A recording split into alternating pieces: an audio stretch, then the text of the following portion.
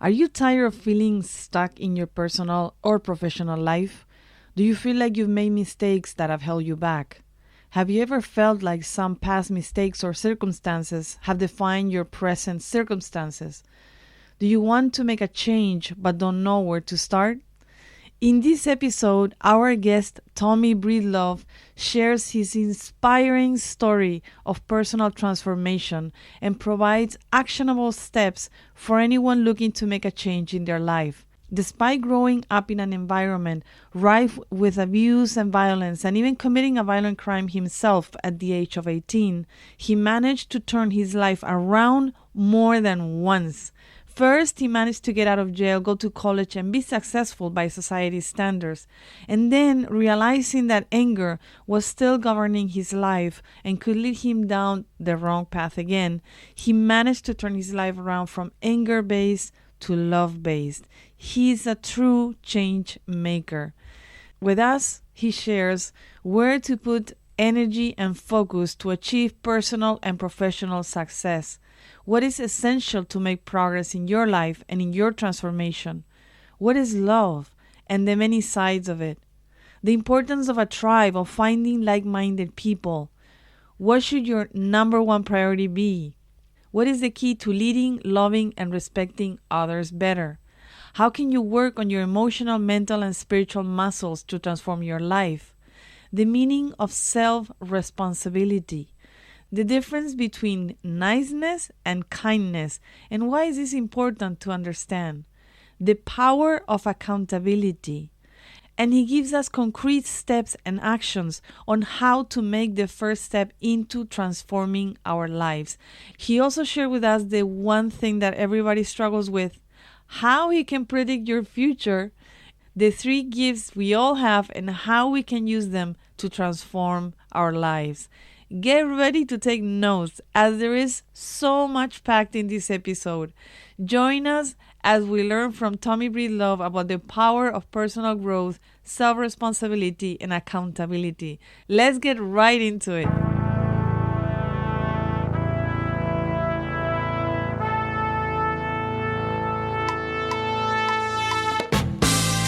Have you ever wondered what makes people capable of creating changes that impact their lives and the world around them? What is their way of thinking, their mentality, their patterns, their perceptions of the world, their reactions to different life events? What influences them? My name is Cristina Pujol, and I invite you to join me in this adventure where we will explore together the mind of change makers. Today, I have with me a premier leadership, business, relationship, and mindset coach who is a regularly featured keynote speaker all over the world. My guest started his 20-year corporate career at one of the largest financial consulting firms in the world, and eventually he became a shareholder and a member of the board of directors for one of the largest public accounting and financial firms in the southeast of USA.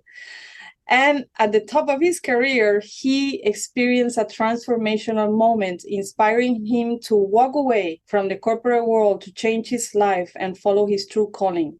He's also a Wall Street Journal and US Today best-selling author of the book Legendary, which I hope he tells us a lot about. And he found the Legendary Life movement. His goal is to help everybody to become the person they've always wanted to be. So help me in welcoming Tommy Breedlove. Hi, Tommy. Christina, I'm so excited to be here. We've already had a wonderful conversation off camera. So thank you. I'm humbled and honored.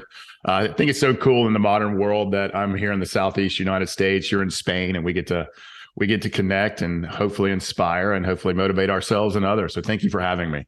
No, thank you. It's my pleasure. And I think it's one of the good things of the pandemic is that everybody now is a lot more open to like connecting through the internet and seeing like podcasts through, Zoom calls instead of like the whole settings. So for me, it's a privilege to have you here and be connected with you. And I would like people to know a little bit more about you. Like, what was your story? How did you change, from being in that corporate world to now the things that you're doing, inspiring so many people? Thank you for that. I have to actually go back to my childhood because it's I'll do it fast. I promise you I'll do it fast because I'd rather make it more about the work as opposed to my story, but I will go very fast. I grew up in a very hardworking part of the southern United States. Not many people went to university or colleges. It was a very think mechanics, military, etc. And I was going to be the first person in my family to go to college and, God willing, graduate. Unfortunately, I grew up around a lot of violence and abuse inside and out of the home. And at 18 years old, I became what I hated. I became that violence, committed a violent crime at 18 years old, and was looking at 7 years in prison. And that's not a fun place to be. Luckily, it was dropped to a lesser charge, but I still was sentenced to 2 years. So instead of being at university, I spent my 19th birthday incarcerated. Really cool thing happened to me there. One of the first male mentors appeared in my life. I didn't have much good, strong male companionship or mentorship in my life. He was an African-American gentleman, which is really cool. Usually people don't cross racial lines in those type of institutions. But he called me young blood, and he mentored me. He showed me what being a man was and said, you're not going to become a part of this revolving door system. So when I got out, I went to work, no kidding, for a nuclear waste container factory, running a machine.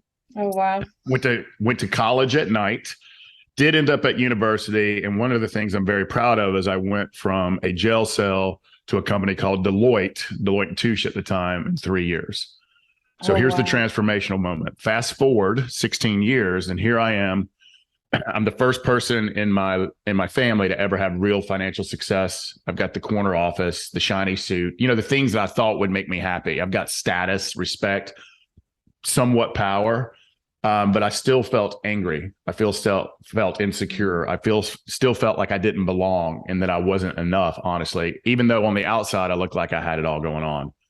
And when the money, the power, the respect didn't fulfill me, I turned to all the darkness that if for anybody who's seen The Wolf of Wall Street, I lived that lifestyle. And it almost cost me everything at 36 years old. It almost cost me my marriage, my firm, and honestly, my life. And I decided at that point to figure out who I truly was. Like, who is Tommy? Not playing a role, not being a fake Tommy or the fun guy or the important guy or the life of the party guy. I just wanted to figure out who I was. And so I made me my full-time job with coaching, with books, with mentorship, with therapy, and just really working on my confidence, my self-esteem, my emotional strength, my mental strength, and my spiritual strength. And here's what's really cool. I never planned on leaving the financial consulting, mergers and acquisitions, and public accounting world, because I was pretty high up and making a lot of money. But here's the tangible results. Just by focusing on me for in 3 years, I doubled my income. I went from a junior partner to a senior partner to board of director, owner of the firm, and I led the international practice. So I've actually worked in Barcelona. But that was the tangible result. So my network 10x, my money doubled. I went to the top I'm 39 years old on the board, and most of the people were in their 60s. But even more importantly, I was humble. I was kind. I respected, love, and led myself first. My marriage went from life support to strength. I went from being a loud, arrogant, insecure guy to a quiet, humble guy. I went from being one of the most disliked people in the firm to one of the most beloved. But I felt this sense of inner peace and fulfillment. And that's when all of these entrepreneurs, corporate executives, bankers, the people in the professional world started reaching out to me. And I thought they wanted to do business, but what they actually wanted was some advice, some wisdom about what I did. And I just started mentoring people in their 60s, 50s, 40s, 30s, young people. And they all were like, you need to write a book. And so we wrote a book. It became legendary, and we became a Wall Street Journal and USA Today bestseller. New York Times were coming. And through that, and through the support of my wife, the support of my network, and the support of all these people, we have built the Legendary Life movement, which is for high achieving entrepreneurs or aspiring entrepreneurs or executives or aspiring executives. We want to be the home that people do business and life with. We don't want people just to be elite in their careers or their businesses. We want them also to be elite in their relationships, elite in their mindset, elite in their heart set, and really live life with significance and impact. So we're still business focused, but we also concentrate on life. So that is my origin story, my friend. I hope I did that fast enough. Oh, wow. Yeah, but it's amazing. There's so many things there. And one of the things is to bring hope to people that if you have screwed up at some point in your life, there's nothing that will make it, that you cannot make it. It's like you are an example. It's truly amazing. And I want to know a little bit more, if it's possible, that mentor that you first had, that African-American person. I know everything is a process, but what are things that you remember that really impacted you to start making a change in your life? There's something you said that I want to hear. I want people to hear again, and I'll answer your question, because it's so important. It doesn't matter what's been done to you or what you've done or a mistake you've made or where you find yourself. You're not alone. And never give up, never lose hope, and know that you're not alone. If you've been through it or made the mistake or something's been done to you, there's millions of others just like you. And I think people need to hear that, because I felt alone. I felt that I was the only person who thought that way. I thought I was the only person who was scared. I thought that I was the only person who was insecure. And really, it's most of us. And to hear that you're not alone, and that with baby actions, you can change any part of your life. I just want to hope you said it, and I just wanted people to rehear it. Yes. So here's what he did for me. He gave me the gift of going second. He was very authentic and vulnerable with me. And this was a big man. I mean, he was built and big and strong, and he's in his 40s. I'm 19 years old. I mean, he was the lion and I was the sheep. But what he did is he told me his life story about what it looked like to be in and out of these institutions, the time he's lost with his wife, the time he's lost with his children, how hard it was to break the cycle of violence, how hard it was because of who he surrounded himself with, and where he just never could break it. And he wanted me to know that there is another way to live. There is another way to hope. There is another way to do life. He called me Youngblood, which is kind of cool. Mm-hmm. He kept calling me Youngblood, like Youngblood, you're not going to become a part of this system.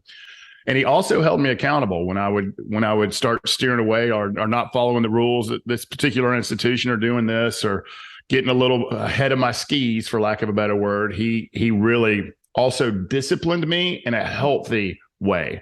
Mm-hmm. So from accountability to wisdom to sharing his story, which really scared me to death, but also showing me what it meant, no matter how bad his circumstances, because he was going to be there a long time.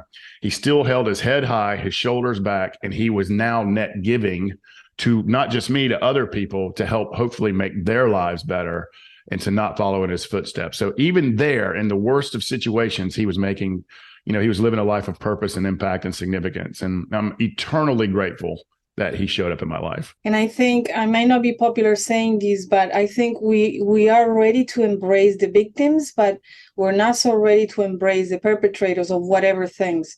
And I think if we don't heal with the people that have problems, whatever the circumstances, whatever happened, we're not going to heal. Like, we all need to heal together. And so we need to open the arms to everyone who has, done something wrong for whatever reason. And I know I won't be popular saying this, and, there are situations where people have to stay in jail forever and ever. But there are situations where people go for the wrong reasons, or for, because you lived a situation where that's what you learned. And that was your way to coping with your situation. So I think it's important. I agree. Yeah. I so agree with you. And I've heard this saying, and I don't agree with it, is a tiger can never change its stripes. Well, I did. And I work every day at it. Now, it's a never ending, like, every day I work on my mindset. Every day I work on my heart set. Every day I work on my soul set, because I have this voice in my head that's very, very loud, that's very, very negative. We've actually named him Ike. Like, Ike shows his head, and Ike wants to burn down Rome, where I want to lead with love. I want to share wisdom and not advice. I want to be a learner, not a knower. I want to be a net giver, but Ike wants me to burn down Rome. So I have to work at it every day. But what we can't do, and I'm in complete agreement with you, is I'm not a fan of this cancellation culture. Humans make silly mistakes. Mm-hmm. We say dumb things. We do dumb things. Sometimes we're acting in unawareness and unconsciousness. You never know what someone's going through. And if they hold themselves accountable, and they do small changes, and they work on their heart muscle and their mind muscle, and they also, anyone can get out of any situation, but we can't cancel human beings. We can't write them off. because, we're human at the end of the day. And I love the word flawsome, is that we're awesome and we're flawed. I love that. Never heard that one. That's a good one. And I like when you said that your mentor was holding you accountable and he was disciplining you, with love, but it doesn't mean that everything is okay. No, there are things that are wrong, and you have to be accountable for the things that you do wrong, but that doesn't mean that there's no compassion, love, and willingness to help and help someone get out of where they are, so I think that's truly important. I agree. Yeah. And I think leading with love, when people first hear us say that, because we're around entrepreneurs, we're around high achievers, we're around executives in our movement, and lead with love is not a woo-woo thing. Love is also boundaries. Love is also accountability. Yeah. Love is also discipline. Love is also saying no. Exactly. And so there's the forceful compassion, but it's compassion nevertheless. And I always tell our men and women that kindness, we need to give kindness all the time. Our niceness is earned, but we have to lead with love and kindness. Now, to be nice to someone, which means they've earned that right for us not to lower our boundaries, to lower our walls, that's a little different, but we have to start with compassion and kindness. But that doesn't mean boundaries. That doesn't mean forceful compassion. That doesn't mean saying no. And that doesn't mean getting out of unhealthy situations. And so I think leading with love is just the opposite of fear. As long as we're not guiding ourselves in fear, we're going to be good to go. Yeah. And I like that distinction between kindness and niceness. Yeah. And you can be kind, but, opening yourself, that's another story. And you have to earn that. Yeah. Yeah. You gotta earn the vulnerability. You gotta authenticity. We need to be ourselves because we try to be someone we're not so much. And that's exhausting. Yeah. Yeah. But, before we lower our guard and be truly vulnerable and open up our hearts, because otherwise, if we don't do that, we're going to get hurt quite a bit. And unconscious, unaware people will take advantage. And so that's why I say niceness is earned. Yeah. Yeah. I love it. And then you made another huge transformation. So once you found out, that you could make, and it's amazing, that you went from there in almost no time, to be successful, at least to the people's eyes. And then you decided, okay, this is not enough. So it shows that, what people say over and over and over, but some people don't listen to, that money is not the answer to everything. It helps, it always helps, and you have resources for many things, but it's not going to make you happy. It's not going to make you fulfill. Yeah, I'm in agreement with that. I believe money is important. I love this joke. T. Harv Eker says a joke, and it's not really a joke. He says, for anyone who says money is not important, run from them. They're broke. I think that's funny. However, it's a magnifying glass. Yeah. Exactly. And wherever you go, there you are. Yeah. And if you're an angry, judgmental, cynical, insecure, arrogant, mean, angry person, money is going to magnify that 10x. If you're an impactful, purposeful, loving, kind, compassionate person, it'll magnify that 10x. And money will allow you to experience life to its fullest. I hope everybody is financially successful. But I promise you, there is no material item. Now, it's fun to drink a nice bottle of wine or take a good vacation or, sitting on a boat. All of those things are wonderful. And I hope everyone has that. But again, if you're an angry person on a boat, you're going to be an angry person on a boat. If you're present and grateful that you're on that boat, it's going to magnify that. So money is a magnifying glass. I mean, we see it played at the political and religious level. I'm not a political or religious, I stay away from that because it's too dynamic. But the reason our souls hurt when politicians talk, the reason our souls hurt because they're not being authentic. They're saying one thing and doing another. Mm-hmm. And there's an example of a magnifying glass, because most of the people in power are wealthy. But there's a magnifying glass of why when we watch the news or we see a certain politician, like our souls, like that doesn't make any sense. That's the magnifying glass. We want to be the exact opposite of that. We want to be a person of impact who's experienced life, who's grateful, present, and leading with love. So I'm with you on that. Yeah. I've been on both sides, right? I've been on both sides of the coin. No, and you can speak of it because many times, I hear people like, yeah, people that have money say that money is not important because they have it, but when you don't have it, it is important, and it is the most important thing. And so I think it's you are a good testimony because you've been on both sides and you've experienced, the ends of it. And so it's good that you can say that one more time, but also to emphasize that money is great, but along the way also work on you and 100%. don't forget that. And so if it's a thing that you can do at the same time. You don't have to stop working on getting money while you're working on you. And it's gonna, like you were saying, in 3 years you double your salary and did a lot of things because you work on you. And so that's fundamental. I think we've got it backwards, and this is the pillars that we stand on, like in the Legendary Life movement. And this is going to sound selfish, but it's actually the most selfless thing we can do. Is our number one priority for the entire movement is prioritization of ourselves. I'm talking work on your physical muscles every day, your mental muscles every day, your emotional muscles every day. And if it's important to you, your spiritual muscles. That's very important to me because I like to be connected with with everyone, like what we've talked about. When we prioritize ourselves first, that's the number one thing we stand on. Number two is isolation is the enemy of excellence. You've got to do life with a like-minded tribe. We want to be the home that you do business in life with. We want to be the people that you look forward to seeing, but we also push each other to be better, not only in business, but in life. And number three is eternal growth. But let's go back to number one, is so many of us think that when we have this, or when we get to here, or when we have this title, or when I have more of this, I will be happy, or then I will do something.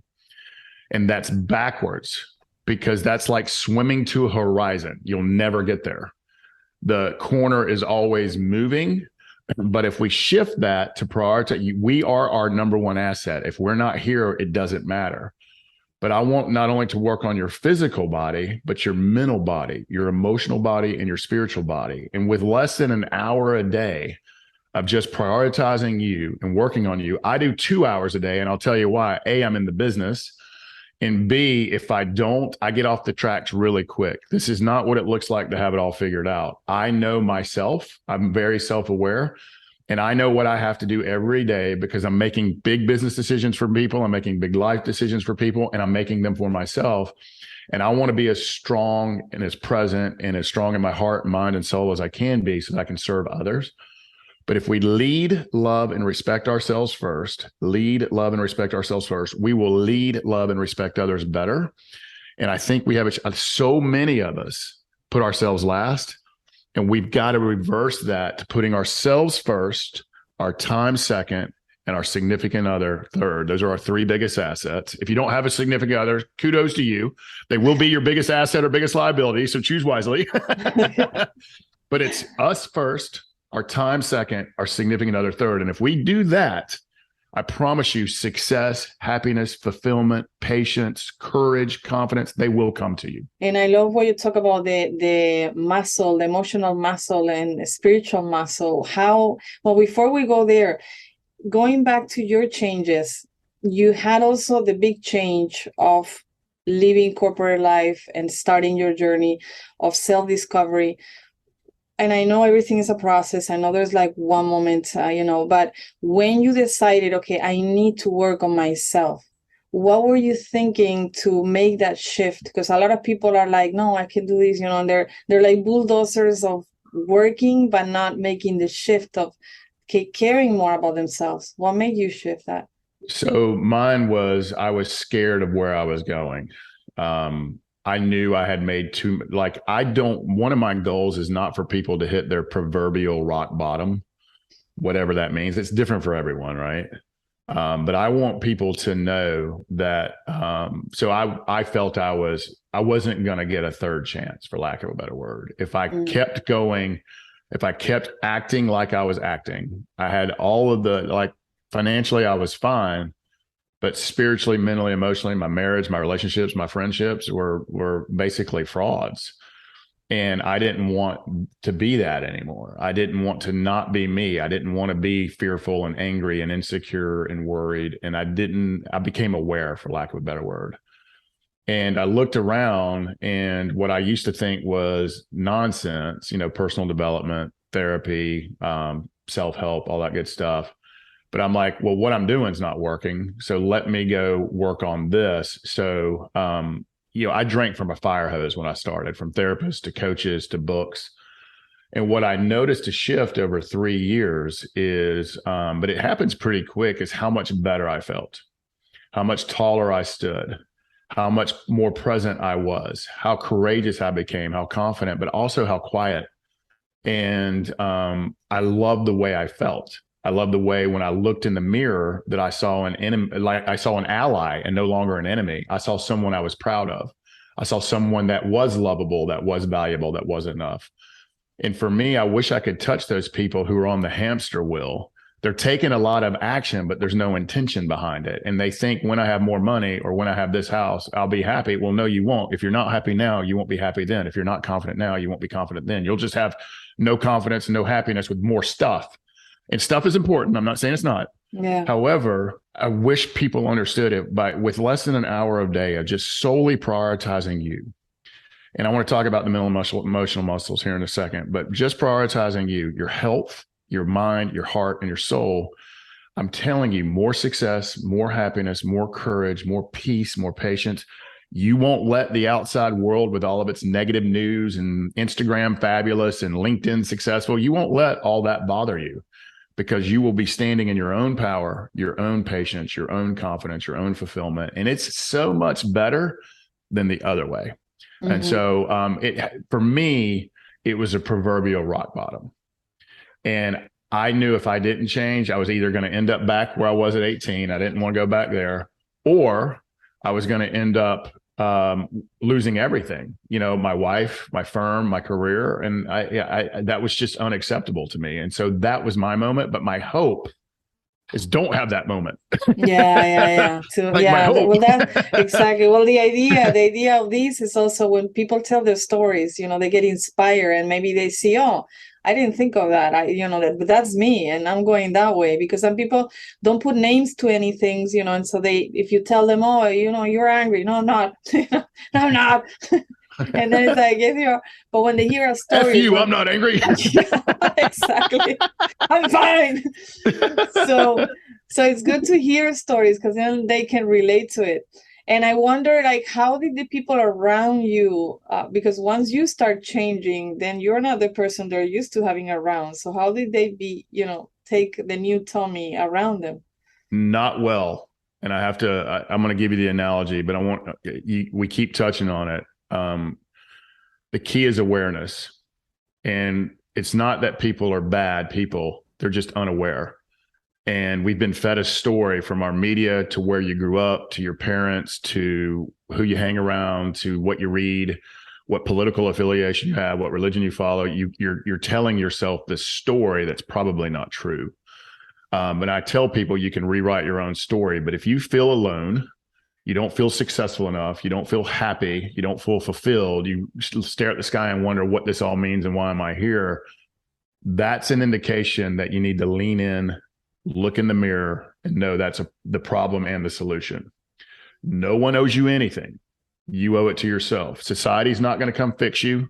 A politician's not going to come fix you. And a religion's not going to, quote, save you. You got to look in the mirror and participate in your own rescue. So if you're not happy, not successful, you're alone, your relationship's not good, look in the mirror. That is the problem and the solution. And you just got to take small actions every day to be a little bit better than you were yesterday. And it pays compounding interest.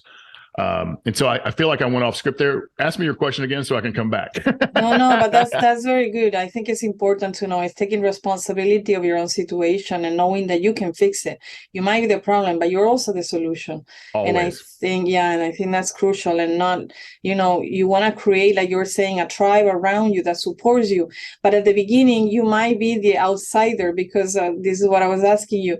So when you change, people may not like your change, even though you might be like really angry or whatever all the time, but that's what they're used to. So suddenly you are a different person. That means they have to look into their stuff, now you're not the bad person. Now they have to look into their situation too. So I was asking you, the people around you, how did they react? How was your relationship changes, Great question. I think you're one of the first people, and I've done thousands of these. It's an outstanding question. So thank you for asking me that, because at first it was not pretty. So I want to prepare people. I'm going to give you the analogy. The analogy is like climbing a mountain. When you start working on yourself and start working on your heart muscles, your mind muscles, your soul muscles, and your body muscles, it's like climbing a mountain. Your energy changes, the way you vibrate changes, the way you speak changes, the way you feel changes. And you start, you can still speak the language and feel the way the people on the ground feels. You just don't want to. Mm-hmm. So I was changing my energy, but at first people thought I was full of it because they thought I was just going through some sort of spiritual transformation, or I was drinking some sort of Kool-Aid. So I had to, like, for example, my wife and my true friends, I had to earn their respect back. It's just like niceness. Respect is earned. And rightfully so, they didn't trust me because I was saying one thing and doing others.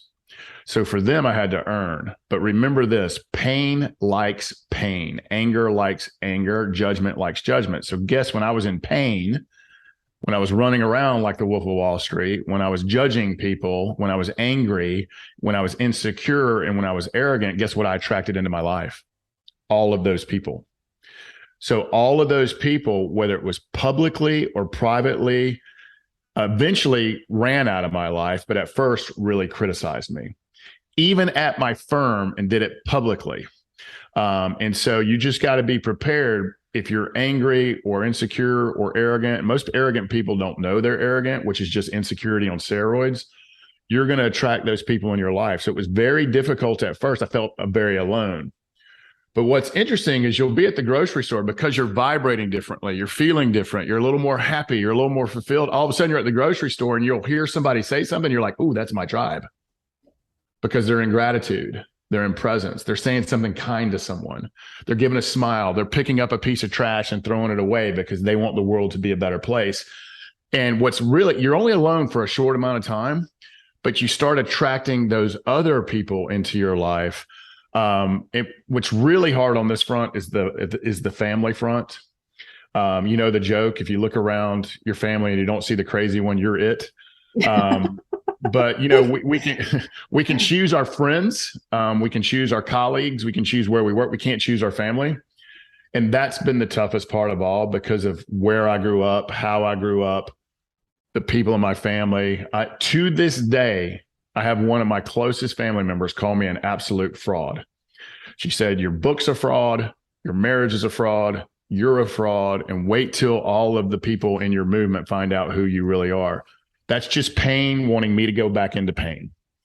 And it's not that she's a bad person. It's just that she's unaware of her ignorance and unaware of the story that she's telling herself in her head.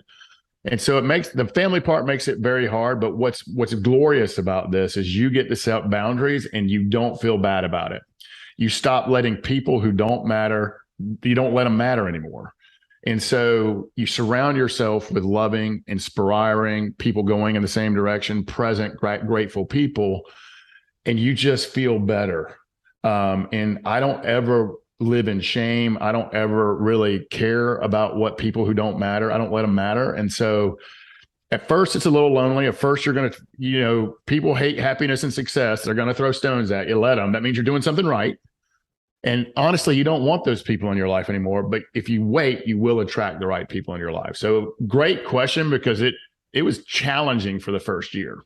Yeah. And I think it's important because when you're making a change, you want the world to agree with your change, and they might not agree because they're not used to that you, and that new you might not be what they want, but yep. You have to stick to it. And so it's good that you share that, and that people know that you have to just stay and then reframe, like you're saying, this person that is a family of yours, he's the teacher reminding you that you don't want to be there and you're strong enough to be where you are now. And well said. Yeah. So it's just the teacher that reminds you that you're not there anymore and you're moving forward, and thank God that you're moving forward. And, so I think if you reframe those relationships that family are here for life lessons, right? The friends that are 5 minutes is a 5-minute lesson, but your family is the life lessons that you chose. So I think it's a good reminder of where you came from, you know, and Yeah, I and agree. you're sharing it openly. So I think that's the main thing, that also people can relate and see that you are authentic, you're sharing your roots and where you went through, and that makes it even easier for people to connect with you that have gone through stuff that are hard to share. Because I think with these things, there's a lot of shame and guilt, and that makes it hard to share, which means you have everything stuck there inside you and you're not opening up for the change. So I think that's important to Yeah, what share. we're hoping that we're doing here is let people know they're not alone, to let people know, look in the mirror. Again, that is the problem and the solution. Participate in your own rescue. And whatever story, and it is just a story, it feels so real, that's in your heart and your mind about who you are, where you're going, and who's coming with you. If you feel down or bad or insecure or angry or judgmental or cynical, no, you're not alone. But again, look in the mirror. That's the problem and solution. And whatever story you're telling yourself about someone else or something else or yourself, you can rewrite at any time. It just takes work, action, commitment, and changing new habits. And it's literally that simple. But unfortunately, only about 10 out of 100 people will do it. And that's what makes me sad. Yeah. Well, just keep going at it. You know, we need you. We need you. But this is not what it sounds like to have it all figured out. Yeah. I still make mistakes in my marriage. I still say things I regret. I still get angry. I still get upset. I still get sad. I still get insecure. But every day is getting a little bit better. And now I take 8 steps forward and 2 back, whereas I used to take 1 forward and 11 back. And so it feels so much better, and you sleep better at night. You feel better. Your friendships are so much better. Honestly, your sex life is so much better. I mean, everything's just better when you're working on you. So I'll just leave it at that. Yeah. I love it, because you're also saying with so much enthusiasm, like, yes, follow this. And I think it's important to say that it's constant work, and it's not to feel emotions. I think people also think sometimes, some people, that you stop feeling bad emotions, whatever, it's not bad, but this is how we put the label to it. And it's not bad. You just have better tools to cope with situations that are stressful for you. And you learn to have better tools and to do things differently. It doesn't mean that you don't have feelings. It doesn't mean you're a human person who came to experience feelings. So you're still going to feel like you're saying angry, mad, things go wrong. You have a discussion with your spouse, but you have better tools to deal with things. Yeah, and life's going to happen. It's not if it's going to happen, it's when it's going to happen. And the one thing and we got to keep this, we don't like talking about it. We don't like looking at it, but all of us, every second of every day, we're a little closer to the end of our lives. And we don't know when that'll happen. But the only thing that's true for all of us is that we're not going to be here forever. But that's also a gift, because if we were perfect and immortal, we would be very bored. And so I see it as a gift. Is every second of every day, you can choose to smile at someone. You can choose to make an impact for yourself or someone else. And like every second is a gift. As we speak, I am losing my mother as we speak. And so, but it's a beautiful life lesson of a whole bunch of things. And so if we don't take ourselves too seriously and know that our time on this earth is very limited, why not seize this day, seize this opportunity, and seize this moment to work on ourselves, to never stop growing? Because if we're not growing, we're dying. And to go out there and make a difference for ourselves and others. And I think that's what life's all about. Life's all about leading with love, like giving love, receiving love, and serving, and leaving this world a little bit better than we found it. So, yeah. Yeah, beautiful. Thank you. Thank you for sharing. And all my love to you and your family. Yeah. I would love to know a little bit more, like these muscles that we were talking about, especially like people know the physical muscle, the mental muscle, but the emotional muscle, how do you practice that muscle, and the spiritual muscle? Absolutely. So I'm going to tell you how. Let me tell you, their mind muscle and heart muscle are very different things. I know a lot of, and I'll use the United States. In the United States, we have something called Navy SEALs. They're very elite special forces, and I know them. I know some of them. Some of them are clients and some of them are friends. There's an We had example. Mark Divine here on the podcast. Yeah, it's really amazing. Yeah. A lot of those guys, and not all of them, but a lot of those guys are as mentally tough as you can be. Where they can walk through fear, the mental state, the confidence. Mental is confidence, right? But confidence is two things. Confidence is confident in your craft and confident in who you are. That's mental toughness. Emotional heart toughness. And it's just like you said it best. We know the physical muscles. You got to run, you got to cardio, you got to exercise, you got to eat right. Well, you still have to go to the mental, emotional, and spiritual gym as well. Emotional strength is self-esteem. It's self-love, it's self-kindness, it's self-respect, and leading yourself. So how do you cultivate mental toughness, spiritual toughness, and heart toughness? I'm going to tell you the first two things you have to do, and your listeners are going to hate it. You're going to hate it. And it's hard because we're addicted to it. And I work hard at not being addicted to it. Is number one, you've got to shut down all the pollution that's going into your eyes and ears almost incessantly while you're awake. It's incessant and it's overwhelming. You can't have negativity, division, and fear mongering going in your eyes and ears every waking moment of your life and feel mentally or spiritually or emotionally safe. So you got to cut out of the negativity. What does negativity mean? Here's the pain. I'm just preparing everybody. Start shaking. It's coming through your phone and coming through your TVs, and it's coming to you at a level your soul, heart, and mind can't handle. If you're on Twitter for more than 3 minutes a day, you're 60% more likely to say you had a bad day because it's just people screaming at each other. If you're watching 24-hour news, think about how your shoulders and hearts feel, left or right, doesn't matter to me, how you feel afterwards. If you're looking on social media and Instagram and everybody's famous and popular and you that's not reality, you're not going to feel good. Facebook, everybody's screaming at each other and giving you their political, religious, or even worse now, medical opinion, and none of them are doctors. And you got LinkedIn and everybody feels so successful. You've got to cut all that noise out. And even while we're watching on like Hulu or Amazon or YouTube or whatever you guys have in Europe, most of what we watch is negativity. Mm-hmm. It's war. It's pain likes pain. And so the first thing we have to do is we have to eliminate. It's like drinking poison for 16 hours and expecting to feel good. Instead, read a book, listen to this podcast, go out, walk in nature, go have dinner with a friend, grow, learn something, sit around a fire. I call fire God's TV because we just stare at it like it's a TV. There's so many wonderful things. Go for a walk. I mean, there's a million different positive things you can do, but just know our technology needs to serve us and us not serve it. Our phones, social media, video games, and the fantasy of TV, it's all meant to keep us addicted to that. So it's okay that you're addicted. Now now you've got to transform. Now you got to do something about it. So that's number one. I'm giving you simple things, and then we're going to get into more algebra. We're doing arithmetic right now, and then we'll get into the algebra. Number two, hard thing is you got to get the negative people out of your life. You got to become aware. If you hang out with angry people, you're going to be angry. You hang out with people who outsource their feelings to politicians, you're going to outsource your feelings to politicians. You're not going to be unaware. Let me tell you why. I haven't watched the news in 14 years. 14 years I have not watched the news. True.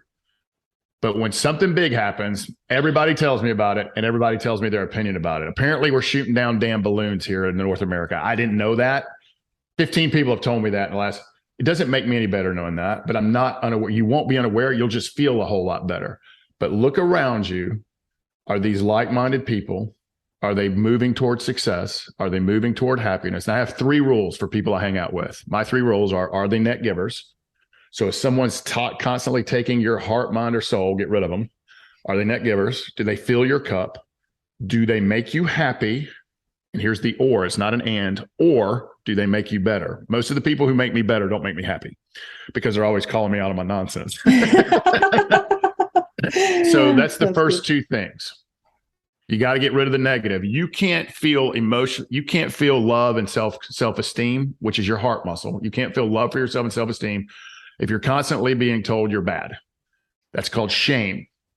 Our politicians, our news, a lot of our religions, and a lot of our TV shames us. You're not this, you're not worthiness, you're not enough. And they also say, I've got you. And they don't have us. They just want to stay in power. Let's just be clear. So we can't outsource our emotion. We can't have all that entering our heart and minds and feel good about ourselves. So remember, mental toughness is confidence. That's confidence in doing the reps. That's getting in the gym and working out. That's running. That's working in your craft. That's constant growth. That's constant learning. That's your mental toughness. Your heart toughness is self-love, self-esteem, self-respect. And if you lead, love, and respect yourself, and I'm going to give you the tools, and we don't have enough time to go through all the tools to do both. Remember, if you're not growing, you're dying. So for your mental set, I want to be proactive, not reactive. I want to be mentally strong. I am in the success mentoring business. I want people to be successful in business and in life. Guess what I have? A coach. I'm in the coaching business. I actually have two coaches. I run men's and women's masterminds. Guess what I pay to be in? A mastermind.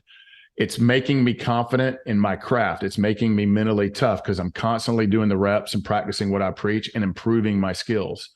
So mental toughness comes with doing the reps over and over and over again. And all of a sudden you feel really confident in what you're doing. You feel confident in who you are. You feel confident in how you look. That's mental toughness. That's when your head's up and your shoulders are back. But there's a lot of mentally tough people in this world that are emotionally and spiritually weak. If you don't think so, look on Facebook. Heart muscle is all about cultivating your self-esteem. To me, that's surrounding yourself with positive messaging. Read a personal development book, read The Secret, read Legendary. It's filled with mental and emotional hack. But to me, it's about loving yourself. It's cultivating your self-esteem. Intentions, affirmations, awareness, meditation, growth. There's all sorts of tactics in this too, but all of these things actually work. So remember, mental toughness is confidence in what you do and how you do it and how you show up. Emotional toughness is cultivating your self-esteem, the story in your head, the story in your heart, knowing that you are lovable, enough, valuable, and worthy.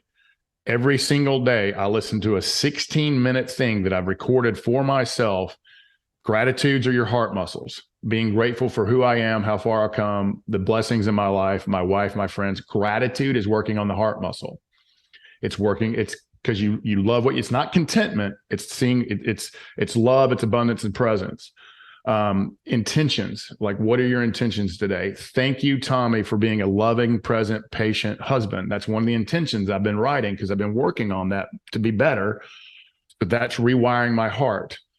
Thank you, Tommy, for the gratitude to myself. That's telling myself I love you, that I've got you, and thank you for that's rewiring the story in your heart. That's heart. And spiritual is opening your mind.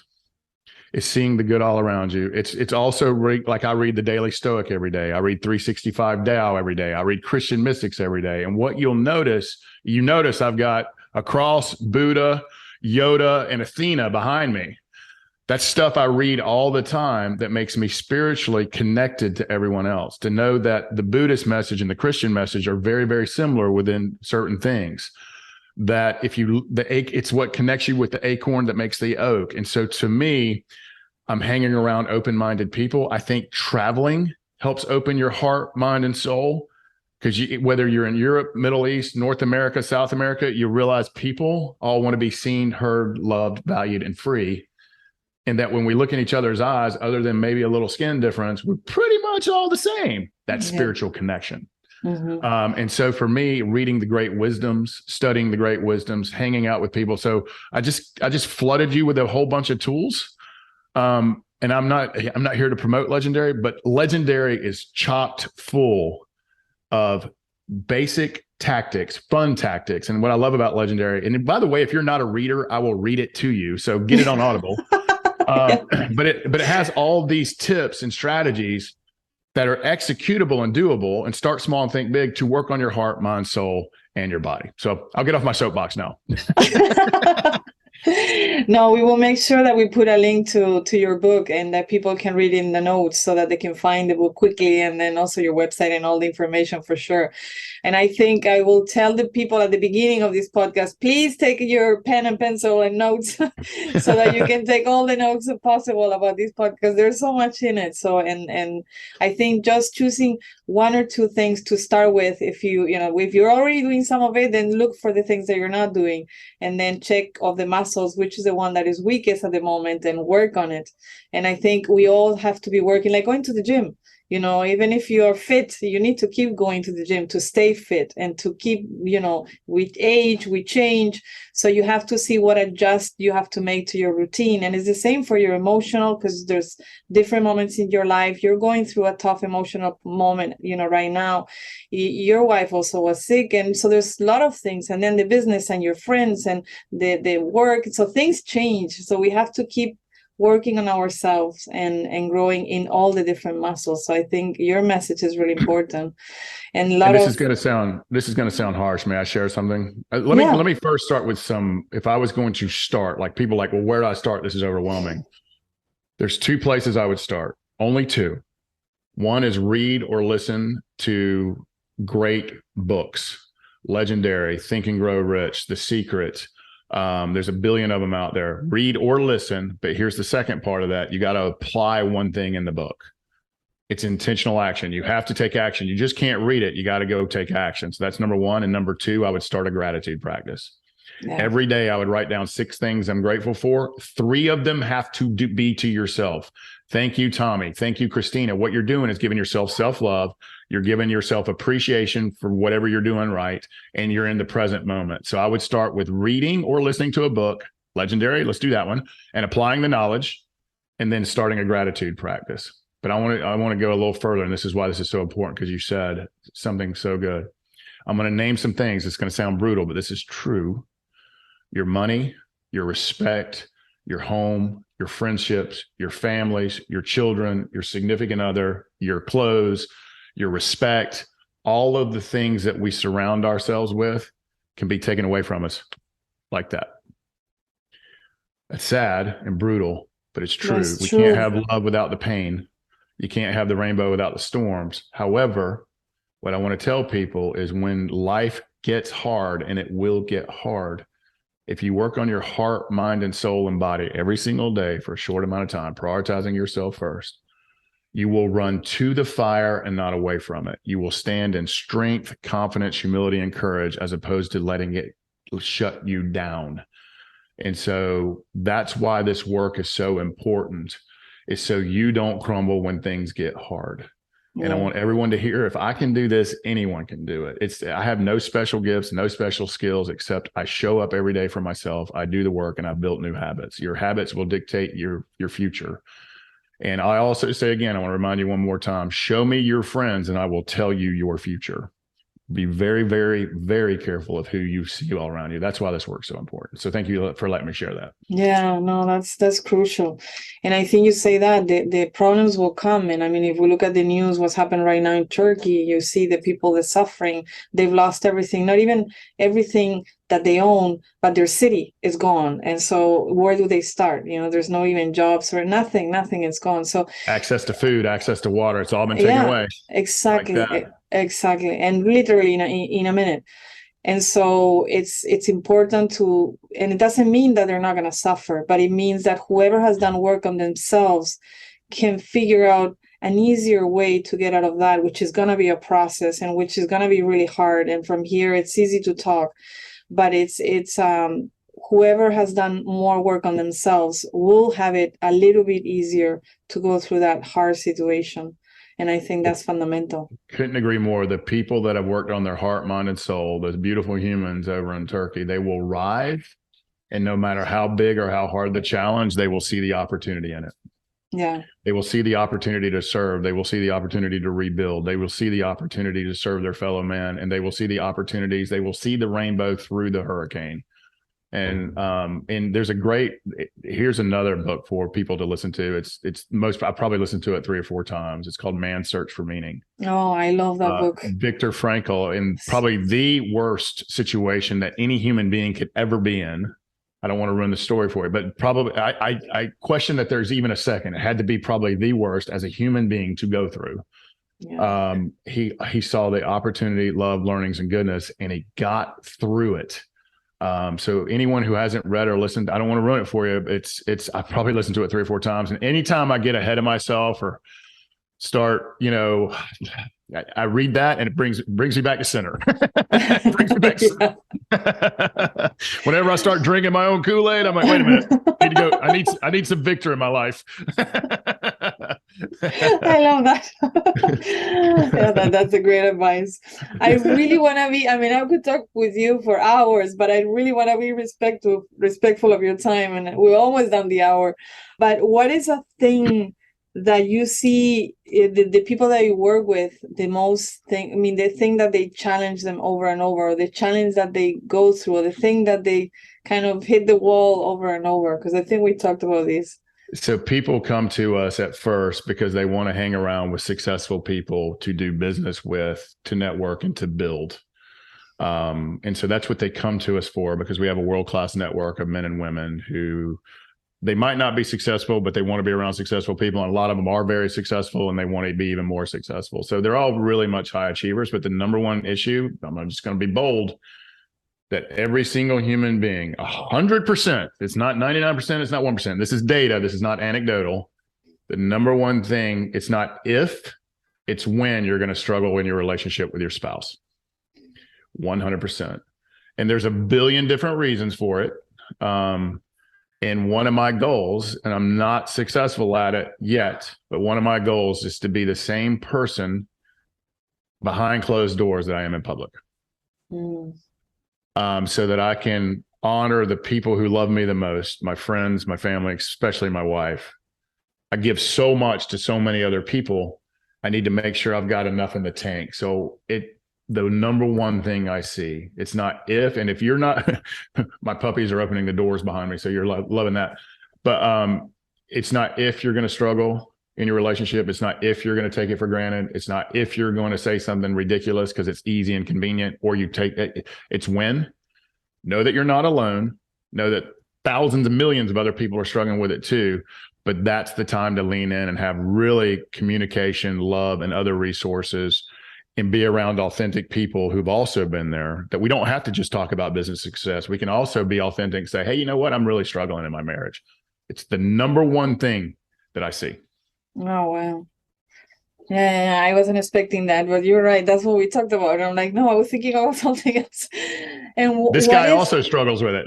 Yeah. Everybody, like you're saying, everybody. I saw her just walk by. She just walked by. I was going to bring her by to confirm.